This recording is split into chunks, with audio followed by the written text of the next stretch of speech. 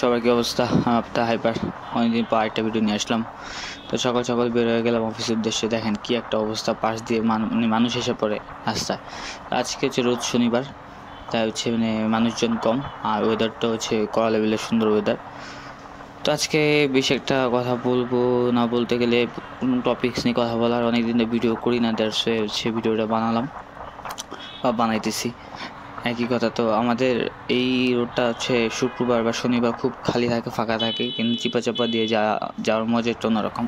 যেমন হচ্ছে গুলশানে হাজারো রাস্তা, হাজারো মোড়, যে মোড় হচ্ছে সচরাচর আমি নিজেই মনে করেন মিলায় ফেলি যে কোন দিক দিয়ে যাবো কোন দিক দিয়ে যাবো না।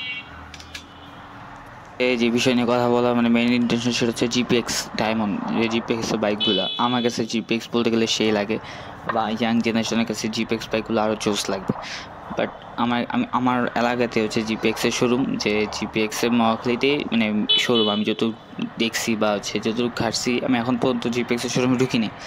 আমি জিপিএক্স গাড়ি সব কিছুই পারফেক্ট ওভারঅল সব কিছু, বাট গাড়িটা কোন দেশে বানানো এটাই এখন পর্যন্ত আইডেন্টিফাই করা যায় না। বাট এর যদি আপনি কথা বলেন জিপিএক্স সম্পর্কে, জিপিএক্স হচ্ছে হ্যাঁ অনেক টপ ক্লাসের একটা বাইক। R15 বা GSX-এর সাথে বিট করার মতো একটা বাইক। 3 লাখ 3.5 লাখ টাকার ভিতরে একটা অ্যামাউন্ট একটা বাইক দিতেছে আপনার হচ্ছে বিট করার মতো, যেটা হচ্ছে 4 লাখ 4.5 লাখ টাকা দামের একটা বাইক বিট করতে পারতেছেন, আপনি কম্পেয়ার করতে পারতেছেন। কিন্তু একটা যদি আমার এক কাজিন হিস্টোরি আছে, যেটা আমার কাজিন জিপিএক্স কিনে, জিপিএক্সের হচ্ছে পড়ে যাওয়ার পর ওদের তো কোনো বাম্পার লাগানো কোনো ওয়ে নেই, কারণ স্পোর্টস বাইকে কোনো বাম্পার লাগানো যায়ও না। তো হচ্ছে আপনার পার্কিং করছে, পার্কিং স্ট্যান্ডভাবে বসে নাই, গাড়ি পড়ে গেছে, বাম্পার কিট ভেঙে গেছে, ফুল কিট ড্যামেজ হয়েছে। এই কিট চেঞ্জ করতে প্রায় 20 থেকে 30 হাজার মতো লেগে গেছে আমি যতটুকু জানি। তো জিপিএক্সের প্রত্যেকটা পার্টসের প্রাইস খুব এক্সপেন্সিভ, যেটা হচ্ছে আমাদের মতো মিডল ক্লাসের পোলাপ্যানদের জন্য না। এছাড়া হচ্ছে জিপিএক্স গাড়িটা আসলে অনেক জোস। যারা জিপিএক্সে চালাইছে বা জিপিএক্স চালানোর টপ তুলছে, তারা জানে যে জিপিএক্সের মজা কতটুকু।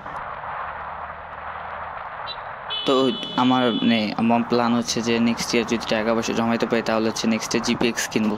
তো অনেক আশা জিপিএক্স নেওয়া, যে এখনও নিজে চালাইছি, বাট হচ্ছে এখন পর্যন্ত কোনোভাবে আপনার হইতে পারিনি, করেন নিজের বানাইতে পারিনি। যেটা কষ্ট, গরিব মানুষ, ইনকাম করি অল্প টাকা, জমায় অল্প টাকা দিয়ে গাড়ি কিনি।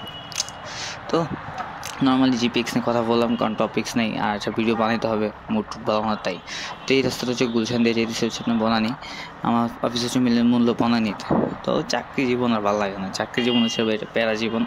যে চাকরি জীবন আছে, হ্যাঁ হচ্ছে নিজের ফ্যামিলি ভালোভাবে টাইম দিতে পারে না, নিজের ফিউচার নিজের প্রতি সময় দিতে পারে না, কোনো কিছু পিছনে সময় দিতে পারে। মনে করেন আজকে আপনার 10 ঘন্টা ডিউটি টাইম, আপনি সবসময় 10 ঘন্টা করতেছেন, বস বলে দিচ্ছে আজকে 2 ঘন্টা এক্সট্রা করতে হবে, তো আপনি না করার কোনো অপশন নাই, ঠিক আছে? এমন একটা অবস্থা আমগো। তো যেটা হোক, তো বাইক রাইডের সময়টুকুই পাই হচ্ছে আমি অফিস টাইম, আর হচ্ছে অফিসের পরের টাইম, ছুটির পরের টাইম। এছাড়া হচ্ছে আপনার মাঝখানে তো অফিসেই থাকি 10-12 ঘন্টা, তো ওইখানে আমার ভিডিও করার তো অপশন নাইও, বাইক চালানোর অপশন নাই। অ্যাজ ইউজুয়াল আর ডে অফের দিন যদি আমার বন্ধ থাকে, ওই দিন হচ্ছে আমার আরও সময় থাকে না, বলতে গেলে আমি সারাদিন ঘুমের উপর থাকি, নিজের একটু টাইম দিই, তখন বাইকটা কম ধরি, ফ্যামিলির টাইম দিই, এরকম একটা অবস্থা থাকে। তো ভিডিও করার অপশনটুকুই হচ্ছে আমার অফিস যাওয়া, অফিস থেকে আসা। তো সবসময় দেখবেন যে একই জায়গা বারবার ভিডিও করতেছি, বাট আমার অপশন নাই যে আমি অন্য জায়গায় যাবো। যেমন অন্য জায়গায় গেলে অন্যভাবে ভিডিও করতাম, যেখানে যাই না কেন ভিডিও করে ট্রাই করি। তো সময় হয়ে ওঠে না, ছুটিও পাই না, দ্যাটস নতুন জায়গায় দেখাইতেও পারি না। যেটা আজকে আকাশের ভিউটা অনেক সুন্দর, এটা হচ্ছে বনানী, বনানী ব্রিজ যেটা বলা হয়। বনানী ব্রিজটা খুব সুন্দর নিরিবিলি পরিবেশ, রাত্রেবেলা আরও জোস নিরিবিলি পরিবেশ। তো সবার জীবনে এই চাকরি জীবনে যারা আছে তারা জানে যে চাকরি জীবনে কত প্যারা। হ্যাঁ, আপনি লেট হইলে অনেক ইস্যু, লেট না হইলে অনেক ইস্যু, লেট হইলে আপনার অনেক ইস্যু, ঠিক আছে? লেট না হয়, যে আপনি লেট জীবনে না করেন, সেক্ষেত্রে আপনি অ্যাপ্রিসিয়েটও পাবেন না। আপনার চাকরি জীবন এমন একটা জিনিস, ঠিক আছে? আপনি দিয়ে যাবেন, কিন্তু কিছু সময় আশা রাখবেন না যে কিছু পাইবেন। এরকম একটা অবস্থা হচ্ছে আমাদের চাকরি জীবন। তো এই আর কিছু বলার নাই, আশা করছি বনানি সব ভিডিও করতে হবে, দেখে তাই ভিডিওটা করতেছি। তো অনেকে বোরিং ফিল করবেন, স্বাভাবিক। আমি ওইরকম ভিডিও দেখবো না যে ভিডিওতে কোনো ইন্টারেস্টিং কিছুই নাই, বাট আপনার লাইফ রিলেটেড কিছু কথা বলি আপনাদের সাথে, যেটা আছে আপনারা যদি কিছু শিখতে পারেন আমার কাছ থেকে। ও বাবা আর ছেলে ছবি তুলতেছে ঘোড়ার উপর। এই জিনিসটা এককালে আমিও মিস করি।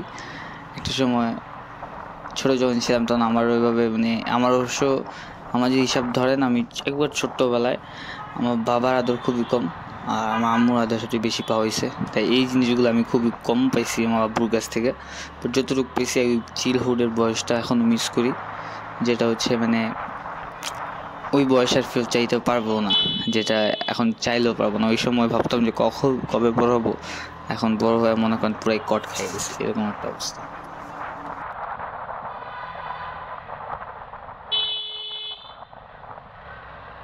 রিসেন্টলি দেখলাম যে একটা অ্যাক্সিডেন্ট হয়েছে, একটা বাইকারের জিএসএক্স এর স্টিকার করা। তো যারা বাইক টাইক চালান আর একটু সাবধানে চালান, কারণ এক হচ্ছে দেশের পরিস্থিতি ভালো না, আর আমার পাশে যে রিক্সা চলে এগুলো অবস্থাও ভালো না। কোন সময় আপনার মেরে দিব আপনি নিজেও জানবেন না। মনে করতে আপনার মেরে দিল, আপনি বেহুশ হয়ে পড়ে আসছেন, আপনি ঘুম থেকে বা অজ্ঞান থেকে হুঁশিয়ার দেখে আমি কবর তলে, ঠিক আছে, স্বাভাবিক, এটা পুরাই স্বাভাবিক। তো অন্য মানুষ কীভাবে চালাক না চালাক, আপনি নিজে সেফটিতে চালান, যাতে আপনার কারো থ্রুতে আপনার ক্ষতি না হয়তো, আপনি নিজের ক্ষতি নিজেও না করেন, ঠিক আছে। কথাটা হচ্ছে অন্য মানুষ আপনার ক্ষতি করার আগে আপনি সেফ জন্য চলে যান। আমি যে পার্সোনালি যেটা করি, আমি সবসময় রিক্সা থেকে এক হাত দূরে থাকি। দেখেন রিক্সা কত ডিস্টেন্সে, আমি এমনি কাজ স্লো করছি, দেন হচ্ছে আমি আবার টানতেছি, মানে রিক্সার থেকে আমি খুব ডিস্টেন্স মেটার করে থাকি। তো আর কথা বাড়াবো না, আজ এ পর্যন্তই। সবাই ভালো থাকবেন, খোদা হাফেজ।